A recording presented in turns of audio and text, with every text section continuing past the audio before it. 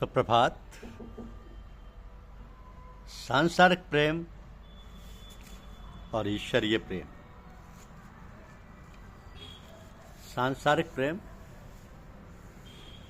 और ईश्वरीय प्रेम। जब ब्रह्मांड में आकर्षण शक्ति है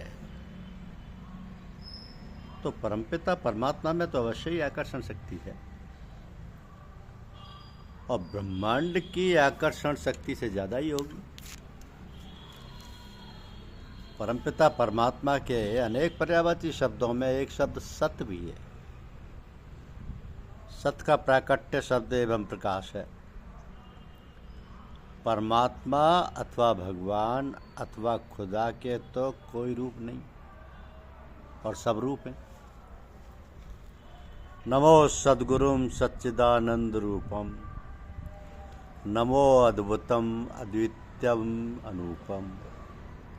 नहीं रूप कोई है सब रूप तेरे, तेरी सब ही प्रजा है सब भूप तेरे। धरा संत अवतार जग को जिताया, दुखी दीन को अंग अपने लगाया। दिया संग सत का मिला सत का जीवन, तेरे नाम पर शीश तन मन है अर्पण। संत अवतार धारण करते हैं, सत्संग देते हैं, जीवों के दुख को दूर करते हैं। कैसे? सत्य के व्यवहार से, शब्द एवं प्रकाश के साधन से। और शब्द का साधन तभी बन सकता है जब दैनिक जीवन में 100% प्रेम व दया का व्यवहार हो। रैन समाना भानु में, भानु आकाश ही माय। आकाश समाना शब्द में, शब्द परे कछु नाई। परम संत कबीर साहब कहते हैं कि रेणु समाना भानु में, भानु आकाश ही माई। आकाश समाना शब्द में, शब्द परे कछु नाई। तो प्रमाणित है कि शब्द से ही सृष्टि है। अंधकार सूर्य में विलीन होता है, सूर्य अपने से व्यापक तत्व आकाश में विलीन होता है। आकाश जो सृष्टि में सबसे व्यापक तत्व है, वो कहाँ विलीन होता है? अपने से व्यापक तत्व शब्द में। इससे क्या सिद्ध हुआ?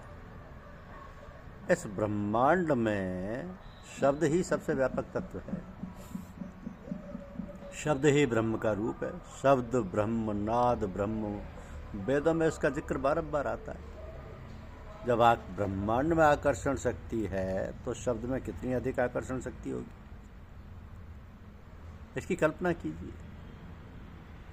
क्योंकि शब्द की इसी आकर्षण शक्ति को प्रेम कहते हैं।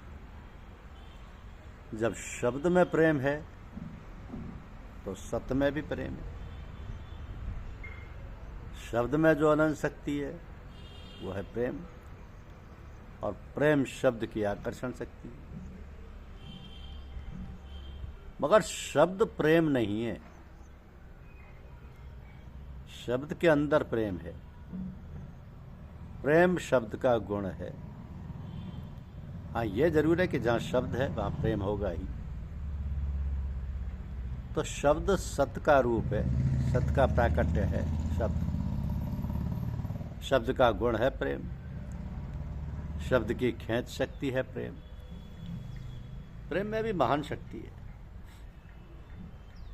प्रेम की शक्ति को चुंबकीय शक्ति कहते हैं, जो अदृश्य है।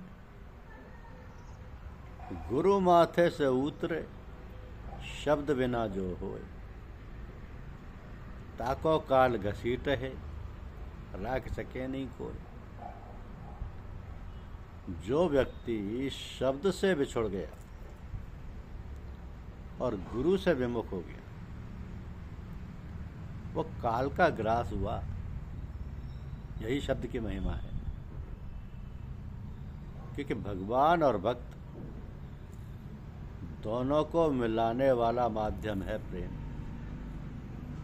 अब भगवान को भक्त प्यारे, भक्त को भगवान प्यारे।